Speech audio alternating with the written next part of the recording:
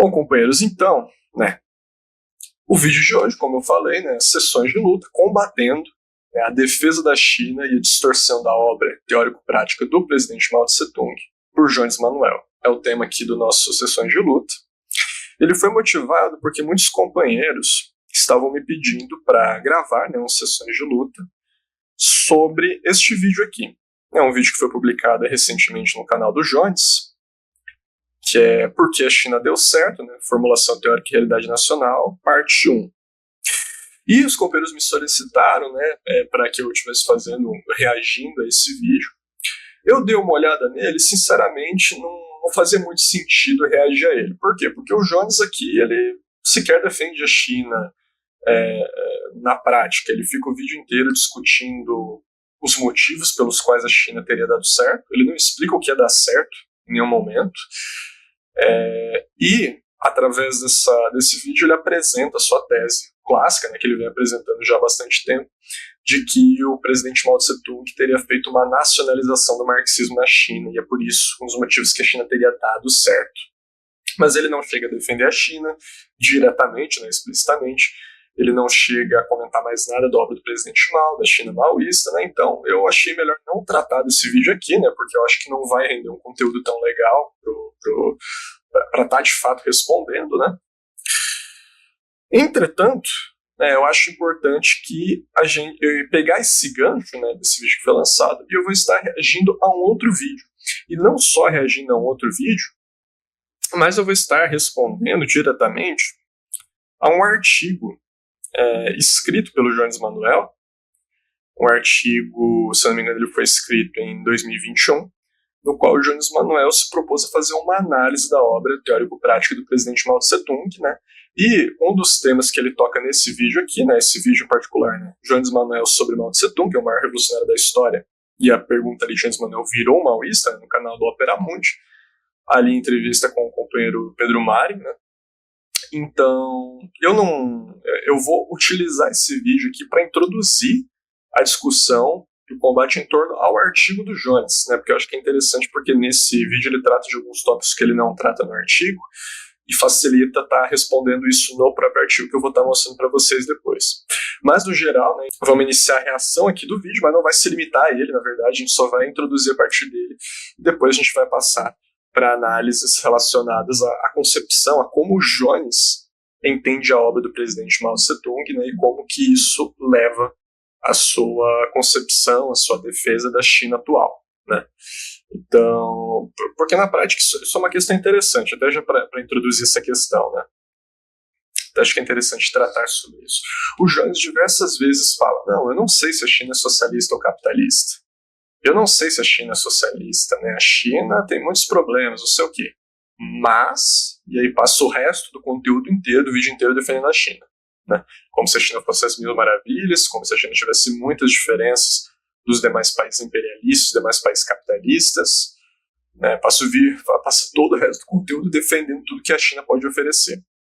Então, veja, isso é uma defesa da China, né? Não adianta afirmar que não sabe se é socialista ou capitalista e depois passa o resto do vídeo inteiro defendendo, né? Nas palavras dele, não dá para explicar as complexidades da China através unicamente de considerar ela um país capitalista. Bom, se não dá para explicar a China sem considerar um país capitalista, então você acha que ela é um país socialista, né? O que é? Um pós-capitalismo? Virou defensor de necessários aí, marxólogo? Não, né? A gente não vai entrar por esse caminho. Então, né, é importante já destacar isso, porque de fato o Jones defende a China, né? Por mais que às vezes fale que não, defende de fato, né? Defende muito claramente, ainda que fique em cima do muro aí de dizer se é ou não socialista. De qualquer forma, né, vamos introduzir aqui o vídeo no qual a gente vai introduzir essa parte do conteúdo, né? A figura que você trata no livro, tem um capítulo dedicado a isso, é o Mao, né, o Mao Tse-tung. Eu queria que você falasse um pouco sobre o Mao Tse-tung, qual que é a importância dele dentro do movimento comunista, né, a segunda revolução, e também que você falasse um pouco da trajetória da Revolução Chinesa até hoje. É claro que assim, eu não quero saber se você considera a China socialista ou não hoje, né? Inclusive, eu acho que tem vídeo seu já tratando disso, discutindo isso, mas como é que você vê essa ascensão chinesa, né? Que elementos pesam num lado ou no outro, eu já vi que você dizendo que eu não tenho uma posição fechada quanto a isso, né? Como é que você pesa essas coisas, assim, se a China é ou não socialista, como que você pensa esses dois lados da balança? Tá, vamos lá. Acho que a primeira coisa, Pedro, é que o Mao, ele é o maior líder comunista da segunda metade do século XX.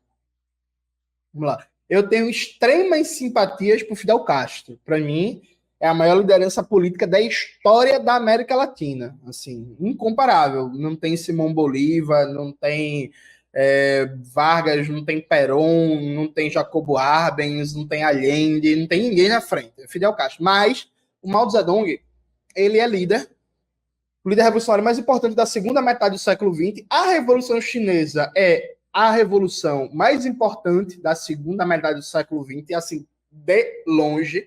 É impossível contar a história do movimento dos não alinhados, do movimento terceiro mundista, da Conferência de Bandung, da descolonização afroasiática, sem falar da Revolução Chinesa. Me parece que o Mao, ele traz uma série de inovações enquanto liderança política. Primeira coisa, uma originalidade na sua formulação do marxismo.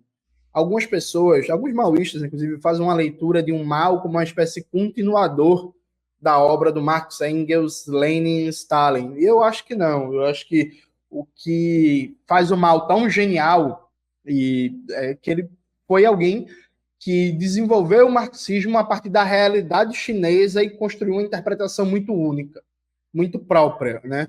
O marxismo de Mao é um marxismo inovador porque é um marxismo radicalmente chinês, dando respostas aos dilemas de uma formação social milenar que estava passando por um processo de colonização e de expoliação gigantesca, né? Então, acho que o marxismo chinês, ele é radicalmente, violentamente nacional, em todos os aspectos positivos e negativos a propósito, né? Mas o marxismo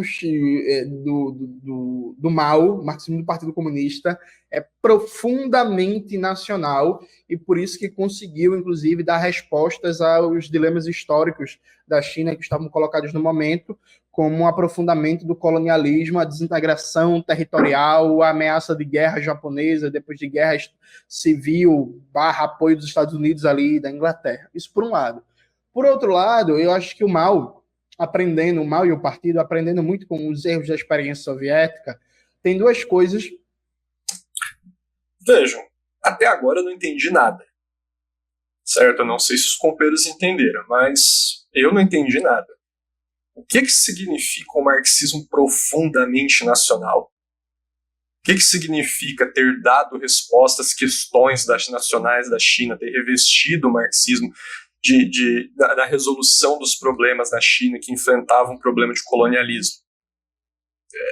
O que? O marxismo nacional porque ele foi desenvolvido numa nação? Aconteceu, enfim, foi uma nacionalização do marxismo porque aconteceu num país? O que é isso? Toda a história do movimento comunista internacional, toda a história do movimento das revoluções proletárias mundiais se deram através de resolução de problemas nacionais. Né? É isso que diferencia o problema do presidente Mao Tse-tung. E mais, ter superado a experiência soviética. Vejam, o que Lenin e Stalin fizeram na União Soviética? Não foi precisamente terem desenvolvido o marxismo partindo das verdades universais e aplicando na prática concreta da União Soviética? Né? Ou o Stalin não conhecia a realidade soviética, o Stalin não sei o quê. Enfim, fica muito difícil entender o que o Jones quer dizer aqui. Né? Todas as revoluções proletárias do mundo tiveram isso que ele está falando. No caso, tiveram a resolução dos problemas nacionais, certo? Os problemas dados nacionalmente. Eu não entendi o que ele quer dizer com isso, certo? Indo para o artigo dele, né, que é onde começa a ficar um pouco mais claro essa questão, a gente começa a entender um pouco melhor o problema. Né? Esse aqui é o artigo dele, se não me engano, de 2021, né, que é revisitando a obra de Mao Tse-tung, de Jones Manuel, no qual ele discute aqui esse problema. E aí ele chega lá na nacionalização do marxismo por parte do presidente Mao Tse-tung. Né? Deixa eu só achar aqui o... Veja, aqui é um ponto fundamental, ele descreve. Esse processo de nacionalização do marxismo operou a partir de dois vetores, a crítica do dogmatismo e a defesa do conhecimento da realidade concreta. né? E aí ele cita vários exemplos do presidente Mao Tse-tung criticando militantes do Partido Comunista da China que estavam incorrendo em dogmatismo e que não tinham conhecimento da realidade concreta na China. Veja, é óbvio que é necessário você conhecer a sua realidade para que se faça a revolução. É impossível não ser o caso. Como é que se dá o desenvolvimento ideológico? O desenvolvimento ideológico se dá através de resoluções de problemas locais, né? Efetivamente, conhecer a realidade local é fundamental para que você, os problemas particulares geográficos, políticos, econômicos, culturais daquela nação, para que você consiga fazer uma revolução proletária, né? Isso que diferencia o presidente Mao de todos os outros. Marx teve que fazer isso, Engels teve que fazer isso, Lenin teve que fazer isso, Stalin teve que fazer isso. Pegando o exemplo da União Soviética, por exemplo, Stalin teve que fazer uma política de indigenização em toda a União Soviética, que foi uma política de reafirmação das identidades nacionais por toda a nação, né, por todo o país. Isso dá para fazer em outros países do mundo? Não. Dá para fazer no Brasil? Não, porque o Brasil não é um país com múltiplas nacionalidades. Fica claro que isso que ele está falando aconteceu em qualquer revolução proletária que triunfou, né? É necessário compreender esses problemas. E vejam que ele centra o problema, e isso é nacionalização do marxismo, de forma nenhuma. Isso é pensamento guia. O que é o pensamento guia? É a aplicação das verdades universais do marxismo, na época marxismo-leninismo, atualmente marxismo-leninismo-maoísmo, às particularidades locais. É a aplicação das verdades. E vejam que ele centra aqui todo o problema na crítica ao dogmatismo, no combate ao dogmatismo, certo? Vamos ver o que o Partido Comunista da China falava sobre isso, né? Aqui é um documento, que é o pensamento guia do partido, né, do Partido Comunista da China de 1974, no qual eles dizem explicitamente aqui, ó, o marxismo é a ciência que explica as leis do desenvolvimento da natureza da sociedade. É a ciência que guia a luta revolucionária do proletariado de todas as classes oprimidas e exploradas. E que leva o socialismo e o comunismo à vitória em todo o mundo. O leninismo é o marxismo da época do imperialismo e da revolução proletária. Combinando a verdade universal do marxismo-leninismo com a prática concreta da revolução, o presidente Mao tomou o legado do marxismo-leninismo, o defendeu e o desenvolveu. A concepção marxista-leninista de mundo é o materialismo dialético histórico, e este constitui a melhor arma para compreender o mundo e transformá-lo. O marxismo-leninismo, o pensamento Mao Tse-tung, nos ensina que o desaparecimento do capitalismo e a vitória do comunismo são certas. Ou seja, né, quando o Jones fala lá que o presidente Mao não foi o sucessor de Marx, Engels, Lenin, Stalin, aí ele está contradizendo o próprio Partido Comunista da China na época de Mao, né, que colocava isso muito explicitamente, né, como uma nova espada do marxismo, como um novo desenvolvimento do marxismo, certo? Que permitia, através da aplicação na China, e não só isso, mas alegados aportes universais que já eram reconhecidos nessa época, né, o pensamento Mao Tse-tung, né, legava justamente um novo salto da ideologia, continuando o que havia sido, né, sucedendo, desenvolvendo aquilo que havia sido feito anteriormente. Né?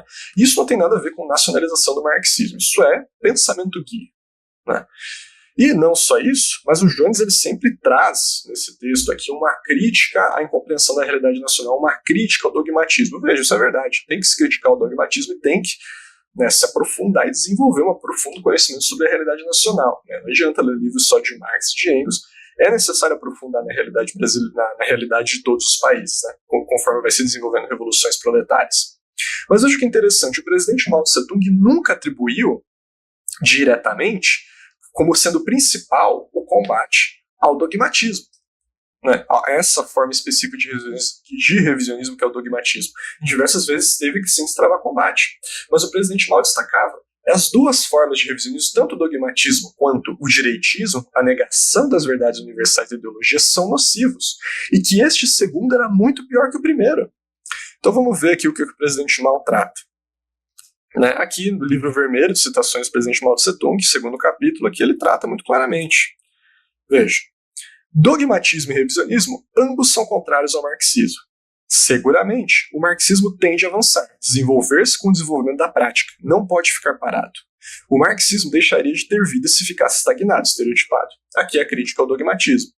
Contudo, os princípios básicos do marxismo não devem ser violados. Violados seria cometer erros. Constitui dogmatismo abordar o marxismo do ponto de vista metafísico e tomá-lo como rígido. Constitui revisionismo negar os princípios básicos do marxismo, negar a sua verdade universal. Né? E aí continua, né? Nas circunstâncias atuais, o revisionismo é mais pernicioso do que o dogmatismo. Ou seja, fica muito claro aqui, né, que o presidente Mao Tse-tung tratava justamente a necessidade de se integrar as verdades universais do marxismo-leninismo à particularidade local para desenvolver a ideologia, e não nacionalizar o marxismo, né? O próprio Jones ele não explica de onde ele tirou isso. Esse conceito de nacionalização do marxismo ele não tira de Mao. Ele tira de um autor, que se não me engano é equatoriano, que é o Agustín Cueva. Né, ele cita ele aqui. Né. O que ele cita aqui para defender essa compreensão nacionalizante do marxismo da China era precisamente uma citação de Agustín Cueva, não do presidente Mao Tse-tung. Ele não tira isso do presidente Mao, né? É de um outro autor, certo? O presidente Mao usou algumas vezes no combate às tendências dogmáticas o termo sinificação do socialismo, chinesificação do socialismo. Só que nos mesmos documentos que ele colocava isso, ele destacava, isso aqui nada mais é do que a aplicação das verdades universais às particularidades chinesas, e nós não ligamos nenhuma delas. Né? Então veja, né, essa coisa do Jones de falar que o Mao superou de fato, né, superou porque desenvolveu a ideologia a um novo patamar, desenvolveu uma nova etapa do marxismo, né, isso é evidente. Agora, isso não significa de forma nenhuma desenvolver uma nacionalização do marxismo. E agora os companheiros podem estar se perguntando, nossa, você está sendo purista, né, porque isso aí tanto faz. O próprio Jones ali nesse artigo, depois ele coloca uma citação do Mao que ele fala das verdades universais. Bem, então você está querendo briga à toa, porque falar nacionalização do marxismo ou falar pensamento guia não tem diferença, né? E não, é aqui que a gente verifica que não é esse o problema. A partir de agora a gente sai do vídeo, né, agora o Jones ia discutir os dois eixos, né, que teria se operado a questão da nacionalização do marxismo, que seria a superação de dois erros da União Soviética. Né? Eu não vou abordar isso extensamente agora, porque não é importante. Mas as duas superações que ele fala primeiro, na União Soviética teria tido uma militarização da ciência, que ele dá a entender que impediu o desenvolvimento da liberdade de discussão da ciência na União Soviética. E segundo, ele dá a entender que não havia luta de duas linhas no Partido Comunista da União Soviética e que na China existia luta de duas linhas, né? Dando a entender que na União Soviética eles fuzilavam os opositores e na China não. Né? Então vejam, né? Eu já tratei extensamente isso aqui no canal, provando que isso tudo é balela. Né? Não vou estar reafirmando aqui. O que eu vou tratar agora é justamente os problemas e o que o Jones realmente quer dizer com essa suposta nacionalização do marxismo. Né, através desse artigo aqui que a gente está trabalhando. Né. Então vamos ver aonde que o Jones chega, quais as conclusões que ele tira disso. Né. Aqui começa, né, uma vez terminada ali a sua exposição sobre a nacionalização do marxismo, veja o que ele afirma. No espírito deste marxismo aberto e crítico, Mao recusou a visão do socialismo como uma espécie de versão laica do paraíso cristão. É comum na história do marxismo apresentar o socialismo como um negativo total do mundo atual. Fim da família, do Estado, de toda a relação mercantil, do direito, da identidade nacional, da divisão social do trabalho, etc. Como esse socialismo não é alcançável, as alternativas mais frequentes são chamá-lo de capitalismo de Estado ou achar uma revolução traída. E é aqui que a gente começa a confusão total, né? Então vamos começar. Aqui primeiro já está uma completa confusão, porque assim, o que o Jones está chamando de socialismo? Né? Ele está usando o que Lenin chamou de primeira fase da sociedade comunista, né? Porque assim, que marxismo é esse que o Jones está lendo, que em mais de 150 anos do MCI nunca teve nenhum chefe, nenhum quadro, nenhum dirigente comunista, né? À exceção de alguns punhados de trotskistas, que falaram que o fim da família, o fim de toda a relação mercantil, o fim do direito, o fim do Estado, tudo isso aconteceria na primeira fase da sociedade socialista. Ninguém nunca falou isso. Tudo isso aqui está bem claro, errado, né, para começar. Ele está tomando o socialismo como a primeira fase da sociedade comunista? Né? Eu acho que não. Seria dessa forma, seria subestimar a capacidade do Jones, que eu sei que ele não é burro, né? Ele não é uma pessoa ignorante, então evidentemente que ele não está dando dessa forma. Entretanto, fica claro que a imensa confusão que ele causa usar esse termo. E parece que ele está usando o termo socialismo aí como sinônimo de comunismo. Né? Então, por que isso? Né? Então, na visão dele no comunismo não há abolição do Estado, de relação mercantil, sei lá, família de direito, não há a abolição da divisão social do trabalho, não há nada disso. É isso que ele está defendendo? Veja, né, quem coloca isso muito claramente, Marx e Engels, desde o início, né, já afirmavam que atingir, né, a sociedade, particularmente a segunda fase da sociedade comunista, acaba efetivamente com os direitos, acaba efetivamente com toda a relação mercantil, acaba-se o Estado, né, acaba-se todos esses problemas, certo? E eles colocavam a necessidade de haver uma transição até essa última fase, que seria a ditadura revolucionária do proletariado.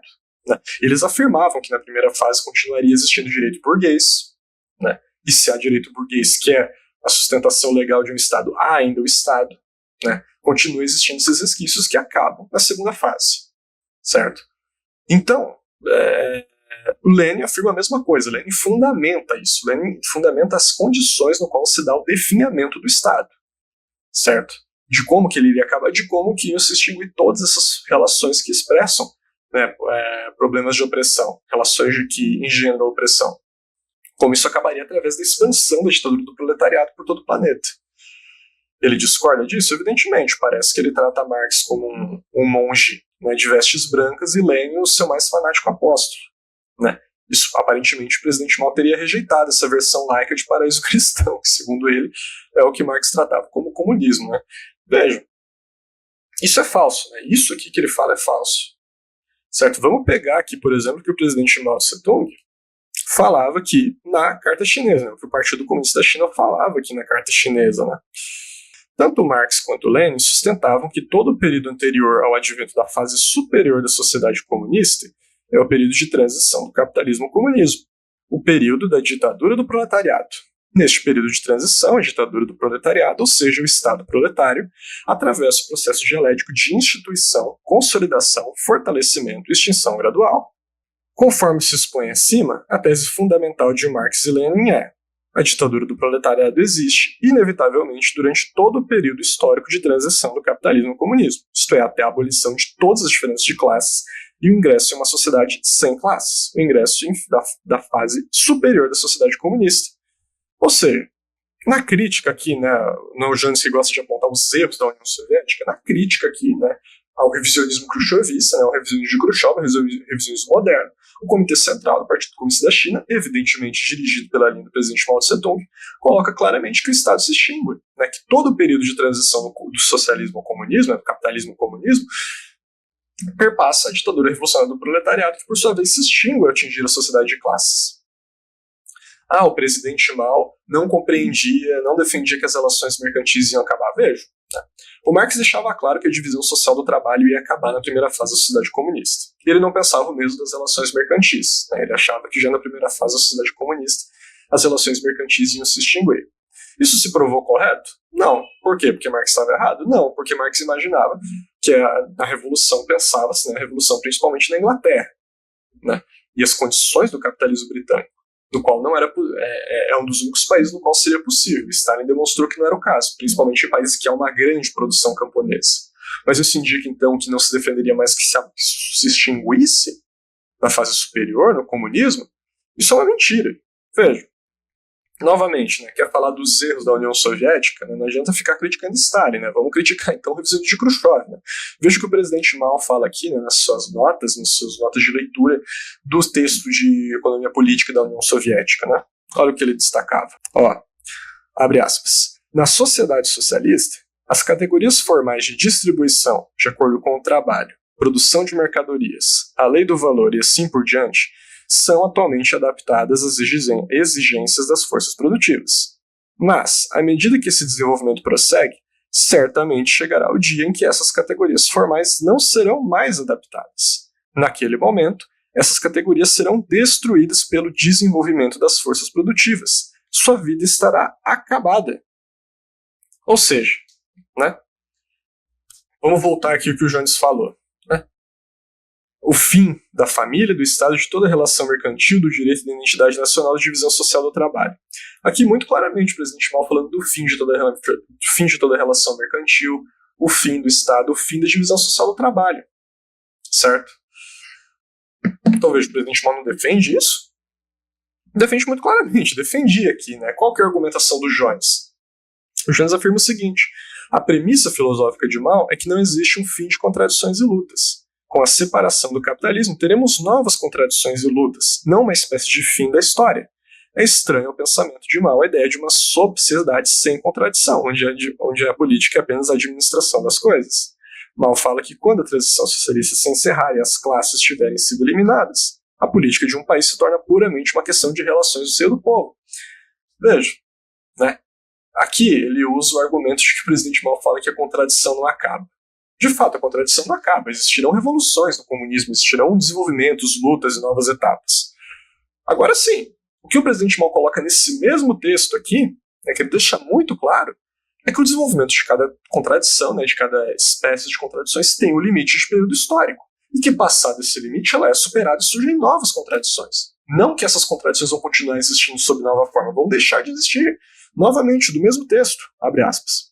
Quem acreditaria que fórmulas de uma sociedade socialista como distribuição de acordo com o trabalho, produção de mercadorias e a lei do valor viverão para sempre?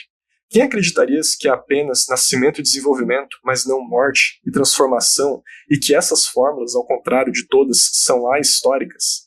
O socialismo deve fazer a transição para o comunismo. Nessa época haverá coisas da fase socialistas que terão de desaparecer.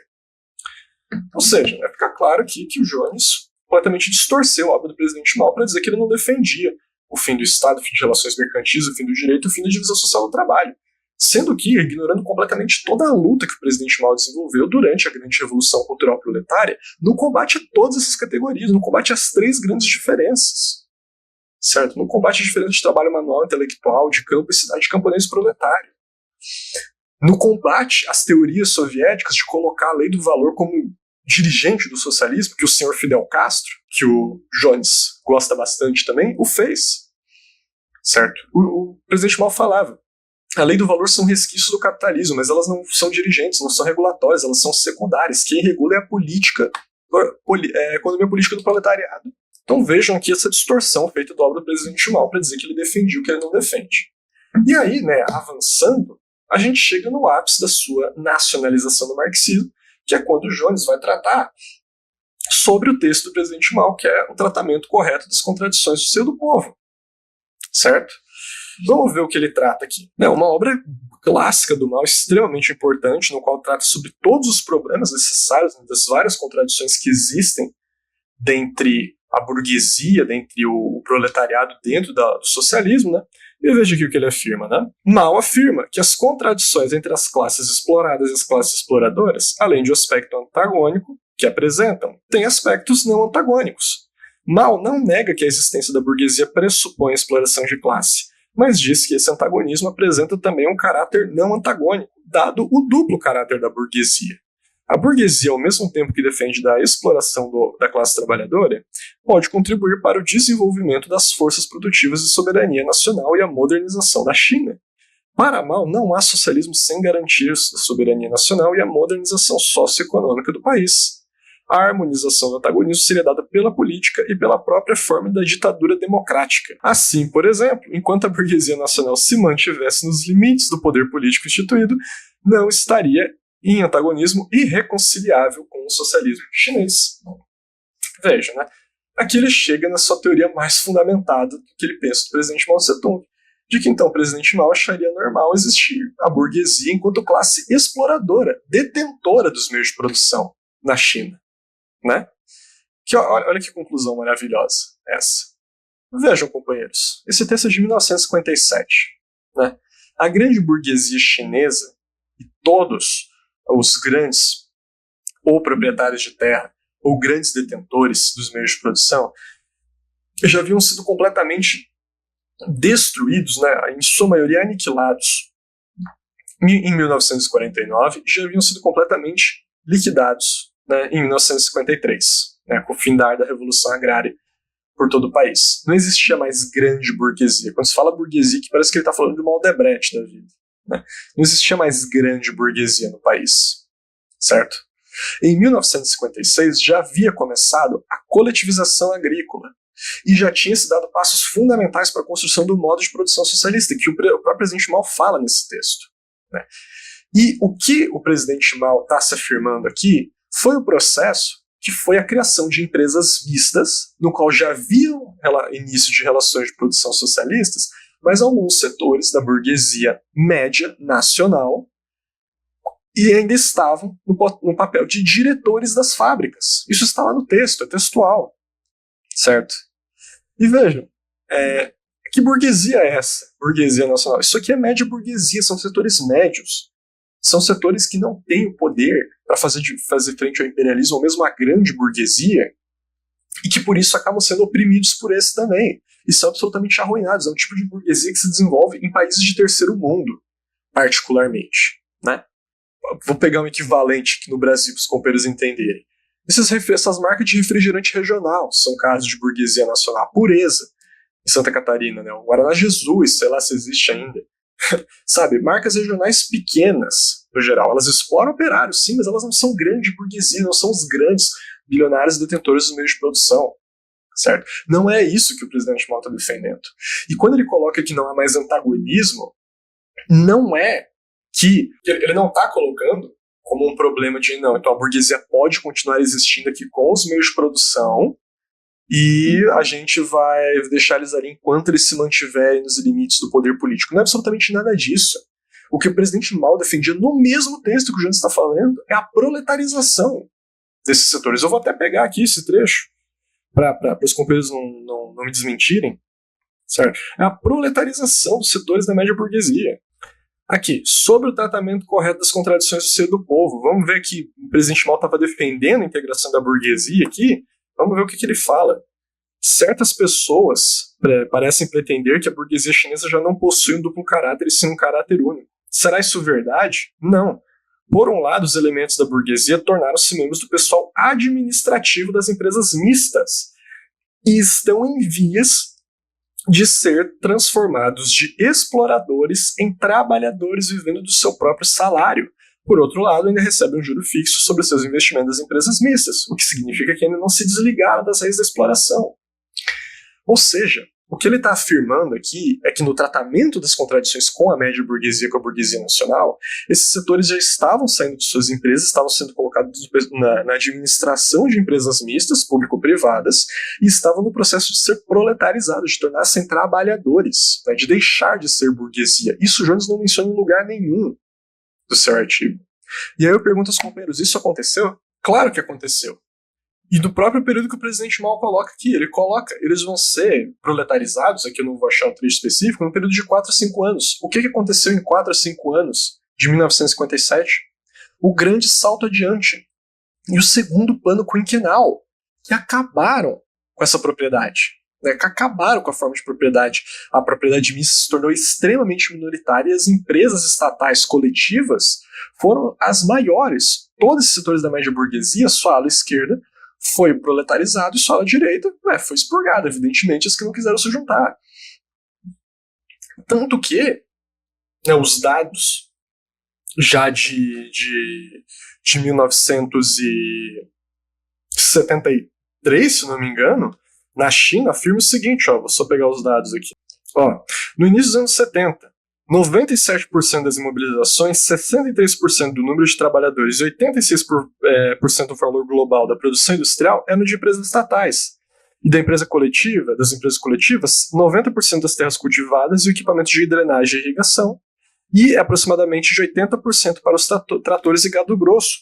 Ou seja, esse tipo de propriedade já estava praticamente extinta nessa época. As propriedades estatais e a propriedade coletiva se tornou majoritária.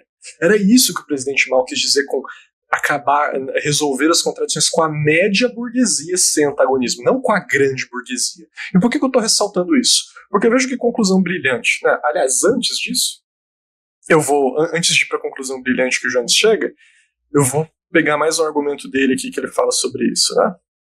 Veja que ele fala aqui. Aqui comparece uma distinção importante do pensamento de Mao, a diferença entre expropriação política e econômica da burguesia. Mao teorizou um processo de expropriação do poder político, não da participação do poder político da burguesia em manutenção do capital econômico. Para o líder chinês, a manutenção do poder econômico não garante a criação do poder político. É como se a burguesia ficasse numa situação de classe em si, sem transformar-se em classe para si. Ora, então quer dizer que você pode ter poder econômico sem ter poder político. Veja, isso é uma negação absoluta do materialismo dialético. Isso não faz sentido nenhum. O presidente Mao nunca falou isso. Nunca falou isso.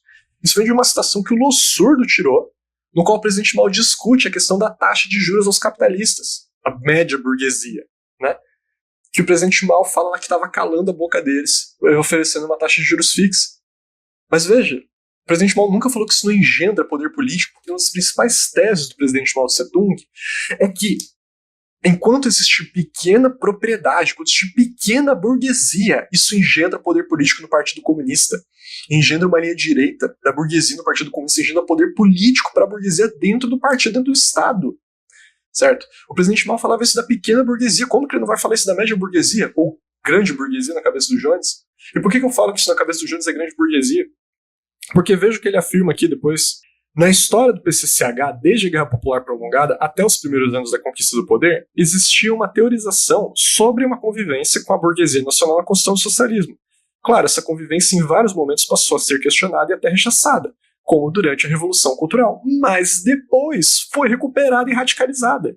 É importante pesquisar até que ponto a formulação do PCCH é uma recuperação sob novas condições das reflexões de Mao ou se é colocada como tal para encobrir uma mudança total na linha de política. Ou seja, ele está comparando aqui o Estado chinês, a China hoje, ter uma porção de bilionários, um dos países com o maior número de bilionários do mundo, com os maiores números de monopólios do mundo, né, com maior acumulação de capital, com um dos países que mais exporta capital no mundo, com a média burguesia que administrava algumas empresas na era maoísta. Veja, isso não faz sentido nenhum. Isso não tem correlação nenhuma. Né? E mais importante, a China expropriou isso, não foi rechaçada durante a Revolução Cultural. O presidente Mao colocava isso no próprio texto que o João está citando em 57. Nunca se colocou a questão de convivência com a burguesia, no sentido de manter ela com o poder econômico. Sempre se tratou a necessidade de expropriar, ou de converter a propriedade da burguesia em propriedade coletiva, e foi o que foi feito. Então vejam, né, por que eu cheguei nesse ponto? Porque fica claro aqui que o Jones, né, desde o começo, quando eu falei de nacionalização do marxismo, o Jones coloca isso como uma forma de ler a obra do presidente Mao, ao contrário aos maoístas, ou qualquer coisa que ele chame, que era oposta à tendência, né, não era uma continuador de Lenin, de Stalin, né, que defendia relações mercantis, que defendia o Estado, que defendia tudo que é tipo de relação de opressão na última fase do comunismo, e que, olha só, defendia a continuidade da exploração do homem pelo homem sob o socialismo. Por quê? Para fazer uma relação com a China atual social imperialista. Veja se isso não é uma defesa da China atual, né, partindo da distorção mais torpe da obra do presidente Mao. Ficou claro aqui que nada do que ele falou sobre a obra do presidente Mao é verdade. Ele coloca a obra do presidente Mao como se fosse um nacionalista burguês, praticamente, né, que renegou completamente as verdades universais do marxismo, né, que não defendia mais o fim do Estado, não defendia o fim de relações mercantis, o direito da divisão social do trabalho. E eu não estou nem mencionando aqui o fato de que ignorou completamente o período da Revolução Cultural. Né, para afirmar, num período em que estava se construindo o sistema socialista, que o presidente Mao defendia a coexistência com a burguesia nas fábricas, sendo que no próprio texto ele coloca que elas estavam sendo proletarizadas, e que logo depois foram proletarizadas mesmo com o grande salto adiante. Veja, o que é isso? Sabe? Isso é cuspir na obra do presidente Mao Tse-tung. Isso é um absurdo tratar as coisas dessa forma. Né? Quer defender a China atual, defende, mas não embasa isso a partir da obra do presidente Mao. Certo? Qual que é a inovação da obra do presidente Mao Tse-tung? O presidente Mao Tse-tung gerou um novo salto na ideologia do proletariado, um novo salto, né, de marxismo-leninismo para marxismo-leninismo-maoísmo, dando aportes qualitativos na filosofia, né, com a compreensão da lei da contradição como lei única fundamental da matéria, né, com aportes na economia política, desvendando a economia política do socialismo, desvendando o problema do capitalismo burocrático, e no socialismo científico com a grande revolução cultural proletária, compreendendo que enquanto existir um mínimo de pequena produção, um mínimo de pequena burguesia no país socialista, vai se engendrar poder econômico da burguesia. Enquanto existir divisão social do trabalho, enquanto existir lei do valor, vai se engendrar a possibilidade de restauração capitalista. E que é necessário combater isso com ferro e fogo, com revolução cultural, com luta armada até o comunismo, com guerra popular até o comunismo. É isso que o presidente Mao colocou para os operários de Xangai, quando teve a tempestade de janeiro, lá em 1967. Certo? Foi isso que ele colocou para os dirigentes do PCCH. A necessidade de que o período da restauração está a todo momento, que é necessário. A luta de classe não para, é necessário combater a burguesia até o final. É necessário expropriar, é necessário construir as empresas estatais e desenvolver as relações de produção socialistas. Aprofundar, acabar com as diferenças de trabalho manual e intelectual, certo? Que os diretores da fábrica façam trabalho manual e que os operários façam trabalho intelectual, certo? E que se avance assim com guerra popular, né, impedindo, conjurando a restauração capitalista. É isso que os ensinamentos do grande presidente Mao, que legou uma nova etapa na ideologia do proletariado. É que não tem nada a ver com o que o Jones fala aqui sobre as considerações do presidente Mao, né? Bom, tem vários outros aspectos aqui que o Jones trata, né, mas como eu falei, era mais introduzir esse tema para vocês entenderem, né, que tudo que o Jones chama de nacionalização do marxismo na China, tudo isso que ele está da obra do presidente Mao Tse-tung, que ao fim e ao cabo serve para defender a política da China atual. Né, ainda que ele coloque em cima do muro, que não fique claro, que tergiverse, mas fica claro, como é que tu compara a política dos anos 50 da China com a política atual do PCCH? Né? Depois ele ainda coloca lá que o Partido Comunista da China atual promove o pensamento Mao Tse-tung. Né?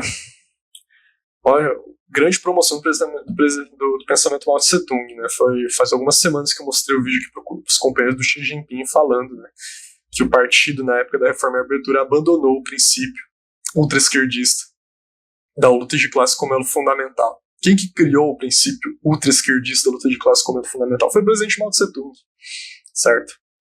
Então que fique claro aí esse combate a essa posição do Jones, que, ao meu ver, é absolutamente incorreta, né?